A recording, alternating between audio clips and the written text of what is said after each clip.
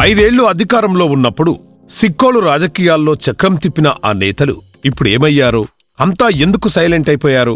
తమకు ఎదురులేదని తాము చెప్పిందే వేదమన్నట్టుగా ఆ జిల్లా వైసీపీ నేతలు 5 ఏళ్లు అధికారం చెలాయించారు. ఎంతటి వారికైనా తమ ఆదేశాలకు జీ హుజూర్ అన్నట్లే శాసించారు. ఎన్నికల్లో రివర్స్ రిజల్ట్స్ రాగానే అంతా గప్చుపైపోయారు. ఘోర ఓటమి పాలయ్యాక ప్రజలకే కాదు, తనను నమ్మిన కార్యకర్తలకు కనుచూపు మేరలో కూడా కనిపించడం లేదు సిక్కోలు వైసీపీ నేతలు.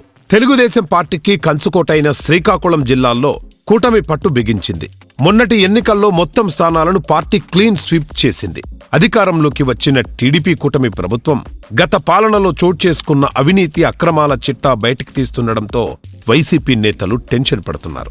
2019 ఎన్నికల్లో సిక్కోలు ప్రజలు వైసీపీకి బ్రహ్మరథం పట్టారు. ఎప్పుడూ టీడీపీ తప్ప మరో పార్టీ గెలవని నియోజకవర్గాల్లోనూ వైసీపీ జెండా ఎగిరేసింది. ఉమ్మడి జిల్లాలో 10 స్థానాలు ఉండగా 8 మంది ఎమ్మెల్యేలు వైసీపీకి ఉండేవారు.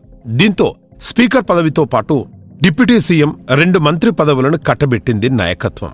సీనియర్ నేత తమ్మినేని సీతారాం స్పీకర్గా పనిచేయగా నరసన్నపేట మాజీ ఎమ్మెల్యే ధర్మాన కృష్ణదాస్ డిప్యూటీ సీఎంగా 3 ఏళ్లు కొనసాగారు.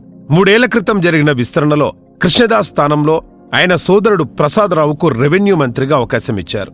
ఇక పలాస మాజీ ఎమ్మెల్యే సిదిరి అప్పల్రాజు కూడా మంత్రిగా పనిచేశారు. టెక్కలి, ఇచ్చాపురం నియోజకవర్గాలకు చెందిన దువ్వాడ శ్రీనివాస్, నర్తూ రామారావుకు ఎమ్మెల్సీ అవకాశమిచ్చారు. అయితే ఇన్ని కీలక పదవులిచ్చినా గత ఎన్నికల్లో ఎవరూ గెలవలేకపోయారు. టీడీపీ చేతిలో ఘోరంగా ఓడిపోయారు. ఓటమి తర్వాత వైసీపీ సిక్కోలు నేతలు ఇళ్లకే పరిమితమయ్యారు. ఒకరిద్దరు తప్ప ఏ ఒక్కరూ బయటికి రావడం లేదు. మాజీ మంత్రి ధర్మాన ఎన్నికల తర్వాత ఎక్కడున్నారో తెలియడం లేదు. ఇక ఆయన సోదరుడు ధర్మాన కృష్ణదాస్, మాజీ మంత్రి సిదిరి అప్పల్రాజు అప్పుడప్పుడు కనిపిస్తున్నారు.